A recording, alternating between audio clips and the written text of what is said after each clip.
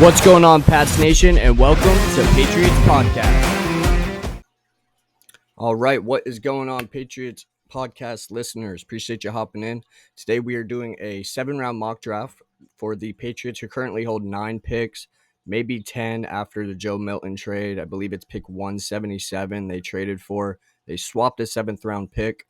So we do have a good amount of picks within the first top 106 picks. We're sitting with the number 4th overall.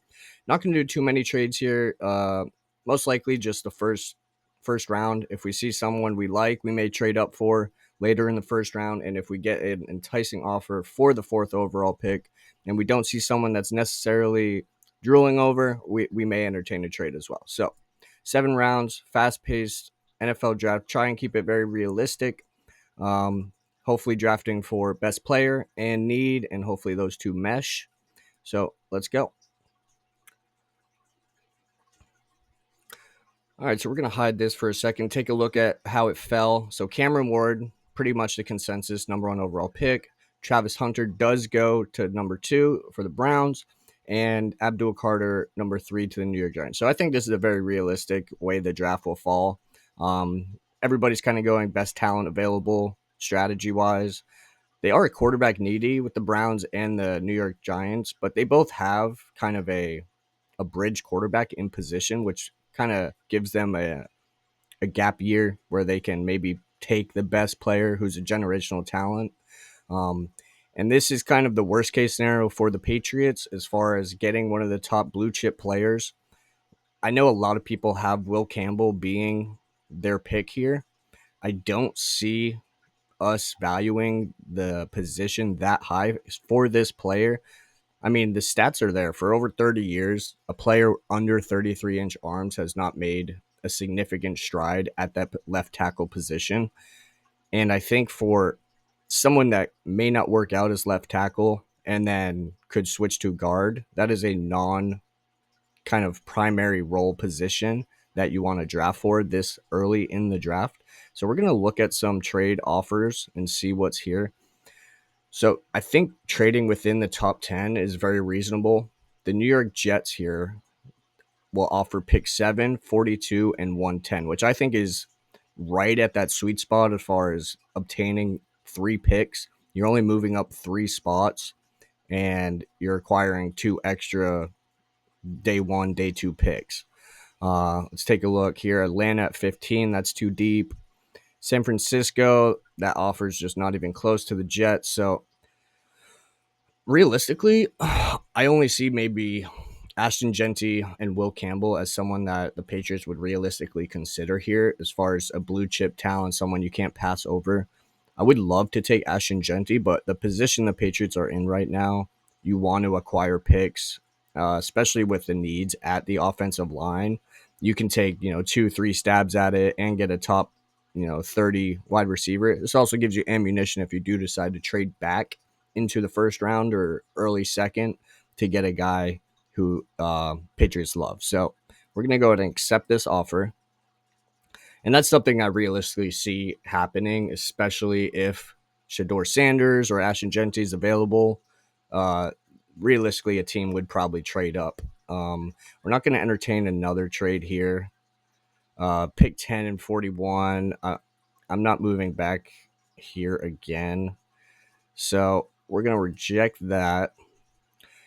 Okay, so we're sitting at 7, and the Jets did go Will Campbell, offensive tackle. So they get, in their eyes, the best offensive tackle, starting left tackle, possibly a guard for the Jets. Will Johnson, the number 1 cornerback consensus, goes to the Jags, not Mason Graham. And then the Raiders actually take Tedero McMillan over Ashton Genty. So that puts us in a pretty good position here. We don't need a quarterback, obviously. We just got Drake May last year. Armand Membu is sitting here. Tyler Warren sitting there, tight end. The only thing is we are probably healthier at running back and tight end and also cornerback than any other position.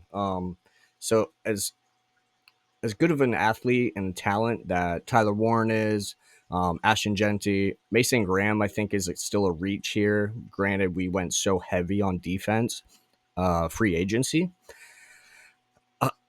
I think Ashton Genty at 7, though, even though we have Ramondre Stevenson and we have Antonio Gibson, Ramondre Stevenson had 7 fumbles last year. He's kind of on his way out.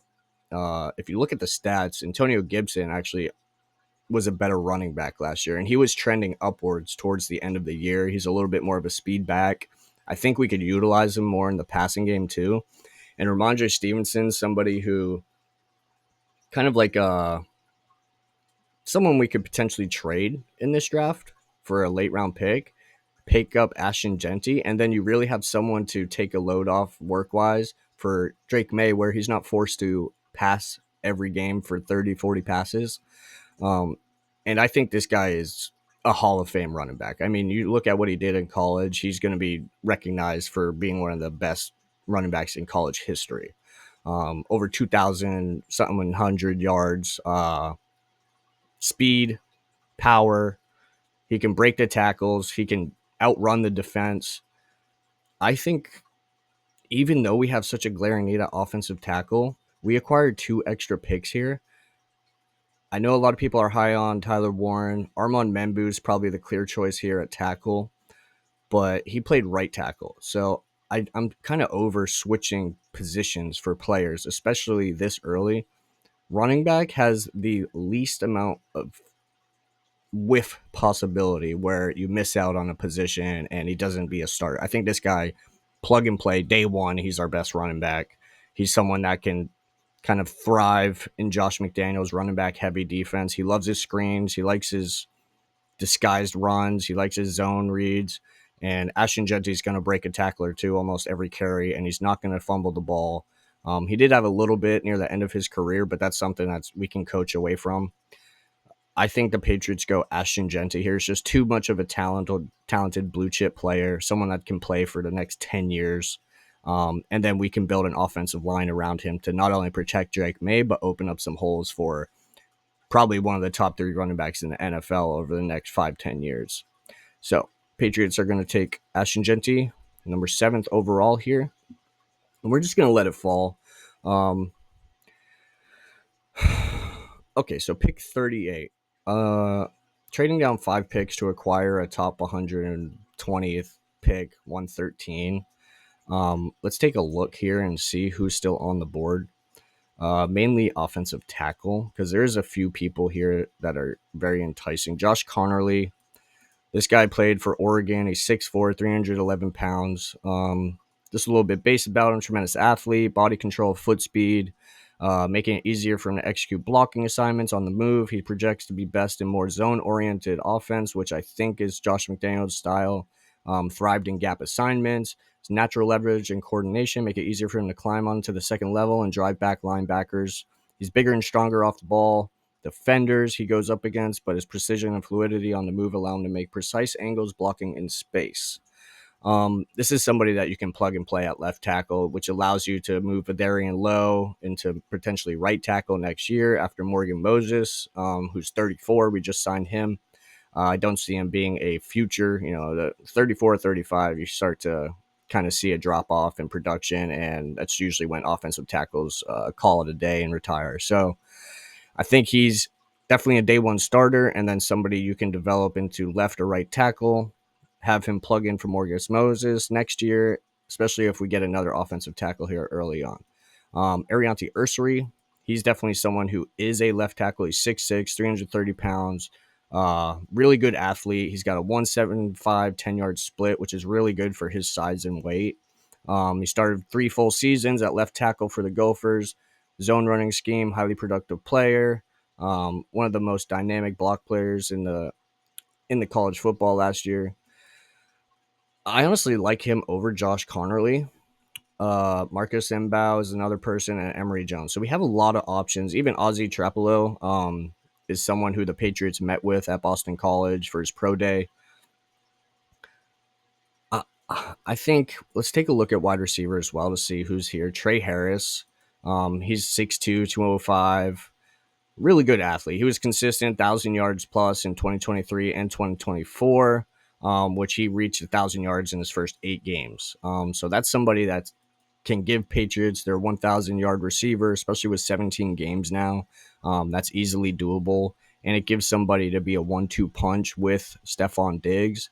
and that allows Keyshawn Booty to be more of a role player. Demario Douglas can stay in the slot, and now you look like you have a true offensive weapon to mix with Ashton Genty, Stephon Diggs, Demario Douglas, and then you also have the two wide receivers from last year, Javon Baker and Jalen Polk, who could also come and have a standout year coming into their sophomore year. Jalen Knoll is another wide receiver that's pretty high. He's more of a slot receiver, very good route running. He had a 4.39 40-yard dash, very good vertical, broad jump. So elite quickness, good route running. And I'm not big on Jalen Royals, but Jaden Higgins here, he's 6'4". He's definitely someone who you can line up on the outside. He's 213 pounds, so very close to Tedero McMillan. He had 87 receptions for 1,100 yards, 9 touchdowns in 2024. So he's got a big frame. He's got eye-catching explosiveness, seam stretching strides on tape. He has enough nuance and foot speed to separate on rudimentary routes, but is lacking hip sync and flexibility to limit his route variance. At 6'4", I mean, you're obviously going to not be as quick as a 5'9", 5'10" guy, but that's somebody who's a big body. It's kind of N'Keal Harry's size. N'Keal was a little bit more muscular and a little bit higher on the weight. And then tight end, you don't really have any standout guys here. Running back wise, Travion Henderson, but we already took the best running back in the draft. So I think right here we go offensive tackle. It might be considered a reach. We do have our next pick here is at 42. So these two might be here. So I'm actually going to go with Trey Harris here at wide receiver. Give us our guy. We still have offensive guard and offensive tackle options available by our next pick via our trade with the Jets, which is why I accepted that in the first place to give us that extra pick to take an offensive tackle here. So let's not even entertain trades here. We're going to go offensive tackle, best one on the board, and Josh Connerly and Arianti Ursary are here. I'm going Arianti Ursary. I'm taking this guy because he's a left tackle for 3 seasons. He's 6'6", 330 pounds, good arm length, good athletic. 1.75 10-yard split for a guy that big is insane. And I think this solidifies a left tackle position. There's no more guessing, and that allows us to move the guys who have been trying out at different positions to just stay at one position and be able to develop. There was too much rotation as far as different offensive line formations, where you need consistency to get better. You can't be switching 3 different positions and expect to become an elite player at that position. So Arianti Ursary, we filled the running back position, we filled wide receiver. Now we go offensive left tackle specifically. We're not asking a guy to change positions, and we have a pick at 69 here. So again, we're not really entertaining trades here. 69 is a great spot. Josh Connerly is still here, which this is a tremendous athlete. And worst case, if he does play left tackle or right tackle, we already got a left tackle clear starter. The guy's got thousands of snaps at that position. So this is somebody who can come in, learn, maybe be some depth at right tackle for Morgan Moses. God forbid he gets hurt. He's 34 years of age. But he can also learn under a veteran to help him develop at that position, which I think is awesome. So tight end, nobody really jumps out at you. Jack Beck actually is very high on my board, but I think at 69 right here, it's not a need. We have a lot of wide receivers on the depth chart right now. We have 2 receivers from last year that we can see what we really have. Give them another year to see if they're worth keeping around or not. So offensive line just too high of a need. This guy's 42 mock draft value overall. We're at 69 and he's still on the board. So I think that's an easy answer. We go ahead and take our right tackle of the future and 77. So right now we have 3 third round draft picks because we traded Matthew Judon to the Atlanta Falcons. And Ozzy Trapo, this guy's a massive human being. He's 6'8", 316 pounds, somebody that would obviously thrive at the left or right tackle position. Although we could always move Arianti Ursary into a right or left guard. And now we've got a Wenu, who's probably our starting right guard. That position solidified more than anything. We did sign a center from the Vikings in offseason. Cole Strange has also been taking snaps. He's our first round pick from a couple years ago. So now your offensive line's looking really good. If I pick up this guy here, I think going tackle is a little overkill, because I think there's some other players probably at edge or corner or safety on defense that would make a little bit more sense here. This guy's just a little too small size wise for I think what Mike Vrabel's trying to build on defense. Kyle Kennard though, 6'4", 254 pounds. He's an explosive athlete, quickness, speed, and agility. Wins with his length and burst. He's best when lined up wide, which is what we need. We need somebody to put on the edge to get after the quarterback who can also drop back into coverage. His best attribute is his length. He uses it effectively to keep his frame clear of flashes, a well-timed, efficient punch, solid dip and rip moves, combination of burst, length, mass, power to boom. This is somebody out of South Carolina who I think you'd love to plug in at edge. He's got enough upside, really. He's got a high ceiling, and a pretty high floor, so you know you're going to get some production out of him. Let's take a look at cornerback as well. Zy Alexander is somebody who I might consider for our next pick here at 106. And then safety, Jalen Reed, somebody later in the rounds. Hopefully he falls to us. That would be a good to add some depth. But overall, Quinton Junkins, he's a pretty good running back here. Safety, Andrew Makuba, 5'11", 186. That's just a little too small. We really need a strong safety to allow Jalen Mills and Kyle Duggar to get back to their true positions to play where they thrive at. So I think it's easy here. Linebacker, Barrett Carter has pretty much been a solid starter. 73 tackles, 5.5 sacks, 11 tackles for loss, 2 interceptions, and 8 pass breakups as a sophomore. So he's still a young guy. He's 6 feet, 231 pounds, someone you can put in. But I think our depth is just too good at middle linebacker and too small at edge to pass up Kyle Kennard here. So we take Kyle Kennard. Might be a little bit of a reach, but we've done really well so far in the draft already. Okay, so we have a trade offer here, 106 to move up 6 picks, and we acquire pick 158 in exchange for 238. That is something I will accept. We're moving back 6 spots here, and we acquire quite a jump from 7th to a 6th or 5th rounder. So let's just see who went in between those picks. So Torrey Horton, Cameron Scatabo, which is a good backup option if we didn't pick up Genty. Kobe Bryant, that was a good corner option. He goes a little bit earlier than projected. And then Jack Sawyer off the edge to the Texans. Now, let's take a look at the all board here and see Elijah Arroyo. He's pretty much more of a pass catcher. He's 6'5", 250 pounds. Not somebody that was excellent at blocking, but really more of a kind of Travis Kelce type receiver where he's not going to blow you away at blocking, but he will be able to chip a guy, get out open. He's got a fluid route running ability. He's one of the more explosive athletes, legitimate top 100 potential, well-built frame at 6'5", 250 pounds, 33-inch arms. He makes his money as a pass game weapon, particularly on vertical plane.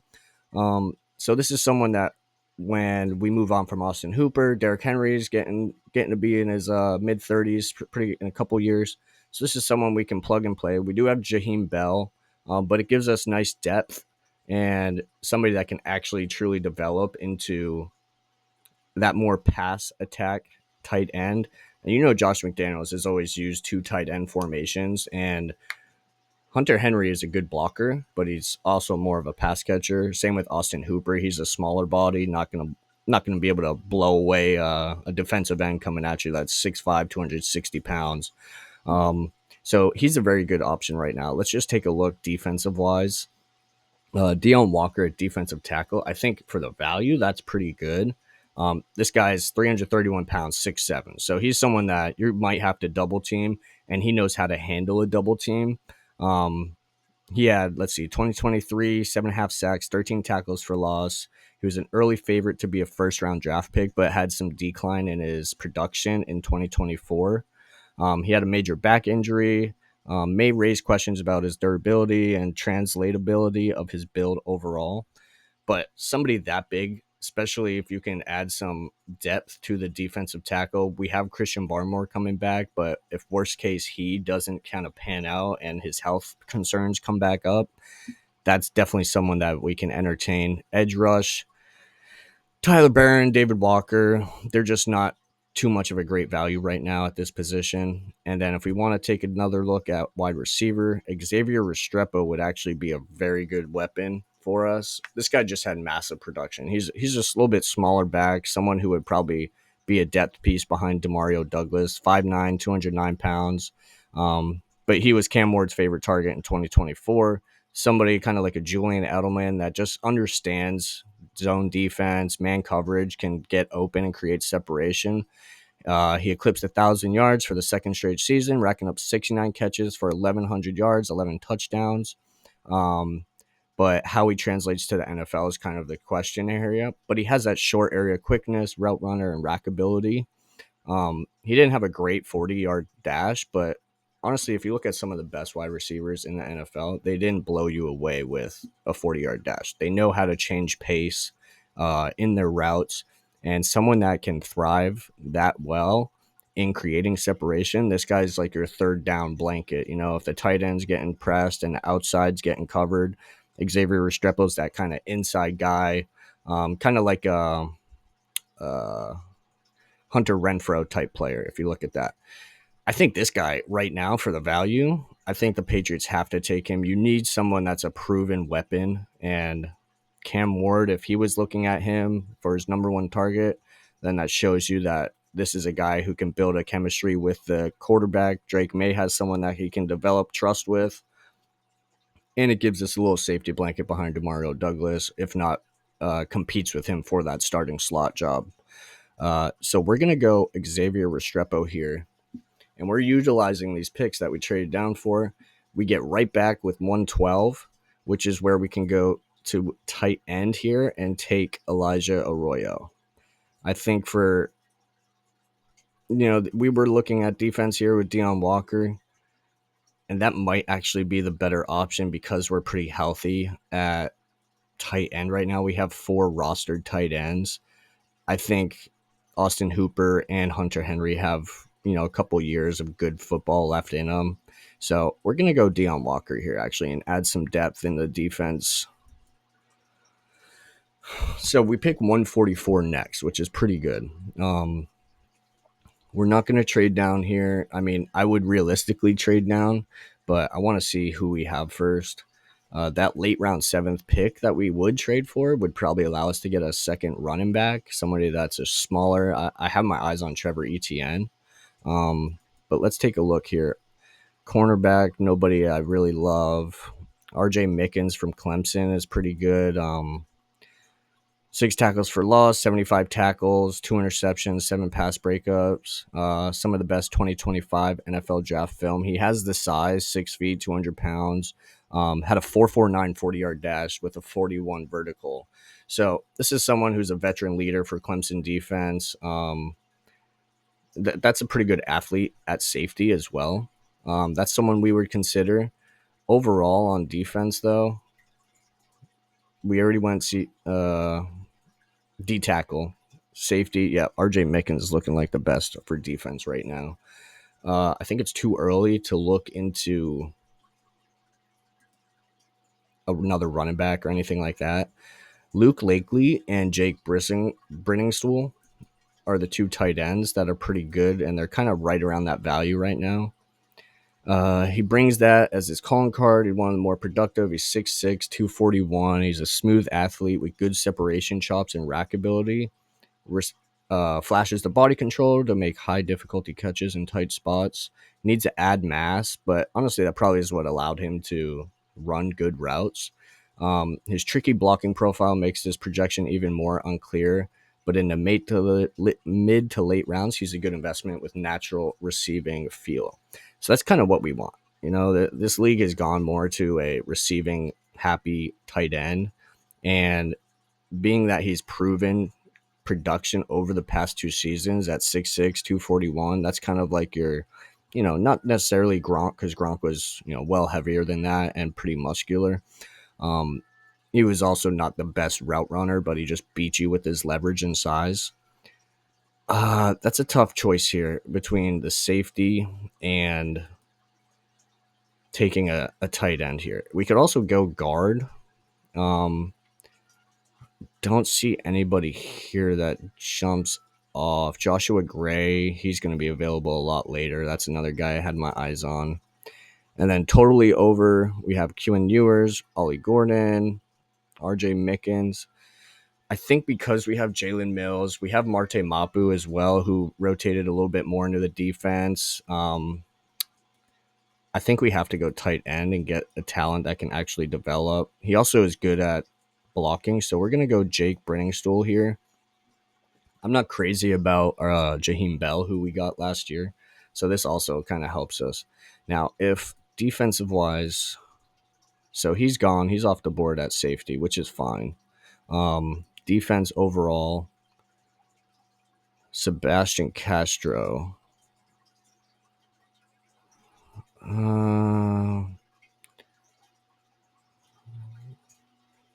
Nah, it's not really somebody. Let's see corner. I'd like to get a little bit of depth at corner. 1 year starting experience. Let's see, Jabbar Muhammad. Okay. Feisty, quick-footed corner with sharp instincts, strong ball. He plays with confidence, urgency, frequency, jumping routes, and disrupt timing between quarterbacks and receivers. He's sticky in man coverage, ability to mirror receivers through their breaks. He's also a willing tackler who plays bigger than his size. Anticipation awareness stand out, especially in zone coverage. Um, See, this is kind of somebody that we'd want. Someone smaller who can go behind Marcus Jones on that slot guy, stay with the quick, twitchy receivers. But it's a little bit of a reach here. He's projected at 194. So let's just go to the all board. CJ West here keeps falling. And then a Johnny Cornelius. Offensive tackle, excellent footwork. He moves well laterally, allowing to mirror pass rushes, maintaining a strong base, generates significant push in the run game using his strength. Okay, so let's look at guards here. Let's look at guards and see. Garrett Dillinger.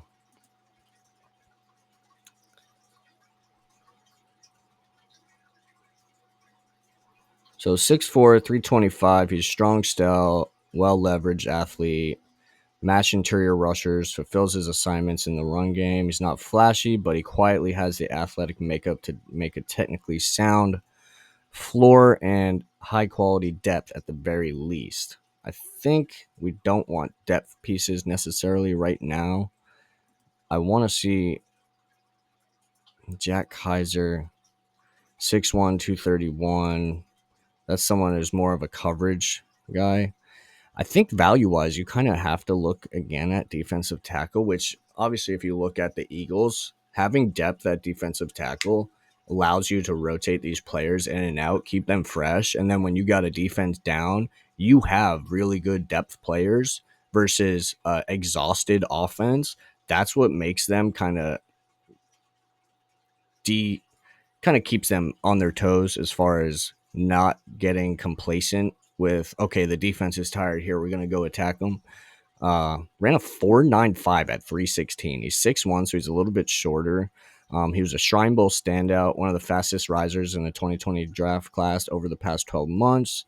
173 10-yard split. So that's elite for a guy that's 316 pounds. Was often tasked with nose tackle, which is good. That's kind of what we need, is a good nose tackle. That way you have, Keon White. We have the guy we just signed from the Eagles. You got Christian Barmore, and then the edge player that we just added. Plus we have Harold Landry and some really good linebackers. And I feel pretty good about taking a guy here who at pick 153, we can add some safety blankets to our defense here. And defensive tackle depth is really good, especially down the road if he does develop into a starter. That allows us to save some caps room and kind of develop just like the Eagles did here in the past Super Bowl. So we're going to go CJ West, just too good of a value and something that defense will love to have. You can never have enough depth. Okay, so we just took CJ West. Now we're at 171, and then we have pick 120. So now is when I would entertain looking at a quarterback. And then also, because the Patriots will take a quarterback here, because just like Joe Milton, we can get a good quarterback to develop, have that third quarterback for, practice squad, for practice reps, and then someone we can develop that knows that they can develop into a good backup uh, after Josh Downs kind of moves on in a year or two. And then overall, right now, non-quarterback players, we have Luke Kandra. Um, this guy's 6'4", 319. This is a guy we were looking at actually earlier, who's an offensive lineman with a high motor in the run game. He's a disciplined player, unbelievably been penalized just twice in his entire career. So he had elite pass blocking protection this past season with 0 sacks and 8 pressures on 447 snaps. So that's a great player. Not penalties. I mean, non-penalized players is what Josh McDaniels loves. Someone that knows what to do, knows how to not get penalized, cost his team negative yardage. We're picking at 171. He's projected about 150. Out of Oregon, I like that for the Patriots. We're going to keep it simple, and we're going to take Dylan Gabriel here, somebody we can plug in at guard, add depth to the offensive line, someone that can develop. And then last pick here, we're either going running back or quarterback. So let's see. Quarterback wise, let's see who's left here. Curtis Rourke. I believe this is a guy who has really good completion percentage. Completed 70% of his passes for 2,800 yards, 27 touchdowns with only 4 interceptions, leading the FBS with a 181 QB rating. Known for attacking downfield and handling pressure, his success is aided by tailored schemes, which is pretty much exactly what Josh McDaniels likes to do. He's not going to blow you away with his athleticism, but he's a protect the ball, keep the system going. I think we take Curtis Rourke here. Let's just take a look at running backs here. Just Trevor Etienne is sitting here. And that's a tough decision. Do you take a quarterback, get a backup quarterback who can develop? Maybe you trade him in a year or two for another higher draft pick, or you keep him as your starting backup, which completion percentage and low turnovers is exactly what you want for someone that can come in, fill in for a couple games if needed. He's not going to throw picks left and right. He's going to give you a chance, especially if your defense can keep you in the game. I think running back wise, we can probably get a running back in the undrafted free agency because they're so stacked this year.